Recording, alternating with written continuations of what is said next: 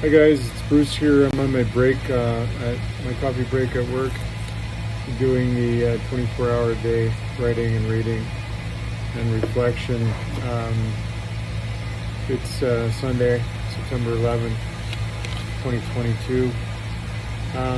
So today we're talking about the same question as yesterday: how I can continue to live without my drug of choice and be happy. So. This is about living sober, living abstinent, having that straight edge, not putting any drugs or alcohol or food or whatever, any addiction, active addiction in my life. And the question is, how do I continue to live without it? Because for a lot of people, when they're first confronted with doing that, it seems very difficult. So the answer, again, the same answer as yesterday: it's fellowship. Escaping the disaster of active addiction together creates a strong bond.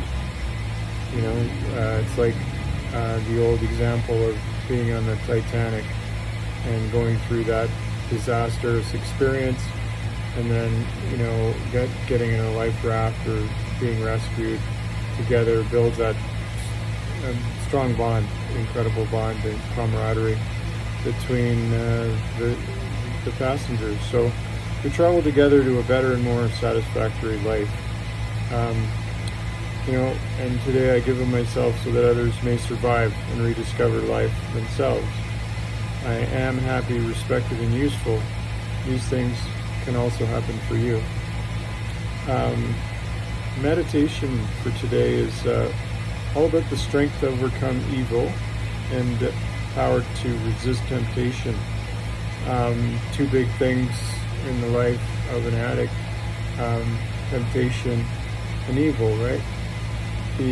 Our addiction is a pretty evil thing, so for us, alcohol, drugs, maybe flour and sugar, whatever it is you're addicted to becomes evil. And it's also very tempting, of course, when we're trying to change these behaviors, to go back and use again.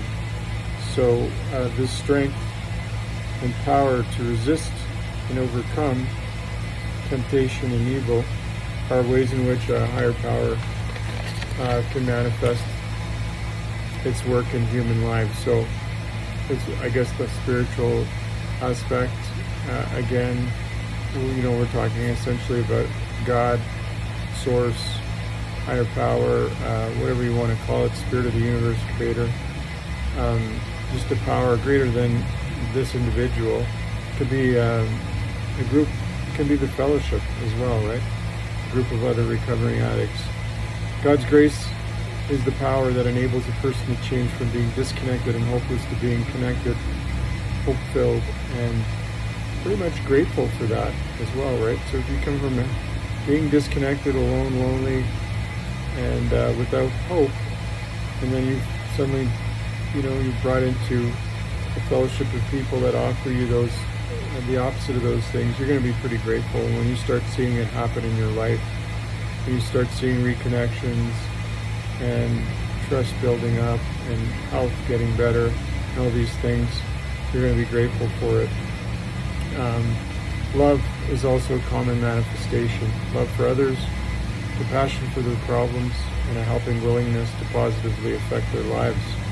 Another manifestation of a creator or a source, intelligence, a loving God, whatever you want to call it. Peace of mind and serenity of character are also manifestations of this grace of God. We can have an abundance of power, love, and serenity in our lives today. All we have to do is be willing to ask for them. Okay, that's the thing we got to seek. We got to put ourselves out there, talk amongst the fellowship, ask for help. Within a fellowship of recovery, or we can even ask professionals for professional help as well if we need it. If the key there is humility, humbly asking for help when we need it, and it's through prayer is a great way of asking for help. And today I pray that I may be thankful, grateful, and appreciative for the gifts of God's grace, namely peace, love, and serenity. today. Those are the ones we're kind of focusing on. I pray that I may see God's grace at work in my life today. Thanks. I'm out of here. Have a great day, people. And leave a comment or a like if you're watching this. I just would like to know, because I can see that it's been watched, but I don't know who's watching. And I'd just like to know. So if you're watching, please leave some sign that you are. Thanks. Bye.